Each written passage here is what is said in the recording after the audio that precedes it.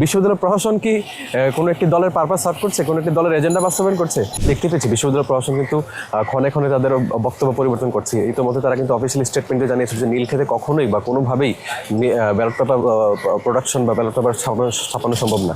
সেই ক্ষেত্রে পরবর্তীতে যখন নিউজ 24 একটি অনুসন্ধানী সাংবাদিকতার মাধ্যমে সেই তথ্যের সত্যতা পেয়েছে, আমি যে বিষয়গুলো আগেই পোস্ট করেছিলাম তথ্য প্রমাণ সহ, সেগুলো সত্যতা পেয়েছে। এবং এরপরে কিন্তু আমরা দেখলাম যে গতকাল তারা গিরগিটির মতো রং পরিবর্তন করে তারা বলা শুরু করলো যে না, এটা প্রাথমিকভাবে ছাপানো হয়েছে।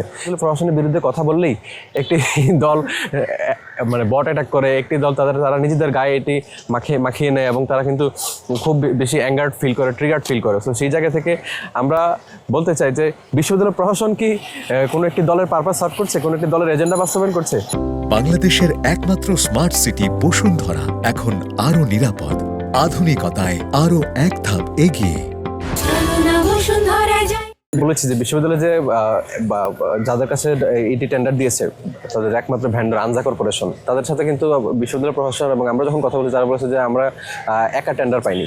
তার এটি বিশ্ববিদ্যালয় প্রশাসন যেখানে বলছে তারা সমগ্র টেন্ডার একটি ব্যক্তিকে দেওয়া হচ্ছে এবং এই ব্যালট পেপার প্রিন্টিং মেশিন কিন্তু শুধুমাত্র একটি প্রতিষ্ঠানের কাছে আছে এবং এটি বাংলাদেশে এক পিস। তার মানে এখানে কোনো ধরনের কারচুপি বা অন্য কোনো প্রতিষ্ঠানের কাছে দেওয়ার সুযোগ নেই।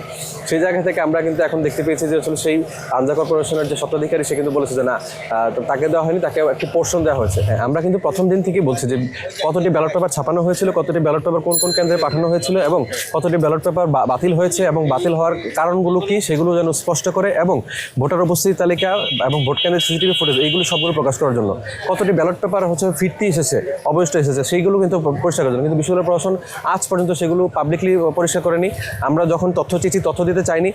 আমরা কিন্তু ইতিমধ্যে তথ্য অধিকার আইনের মাধ্যমে কিন্তু বিশ্ববিদ্যালয় প্রশাসনের কাছে আবেদন করেছি, পাশাপাশি লিখিত আবেদনও করেছি। তারা কিন্তু আমাদেরকে বলেছে এটি তাদের এখতিয়ারে নাই, ভিসার কাছে যেতে। ভিসার কাছে আমরা যখন গিয়েছি, ভিসা বলছে না এটি আমি দিতে পারবো না, এটি আমার এখতিয়ারে নাই, এটি আইনগত বিভিন্ন বিষয় রয়েছে, বিভিন্ন ইস্যু রয়েছে, সেদিক থেকে তোমরা কোর্টে যাও।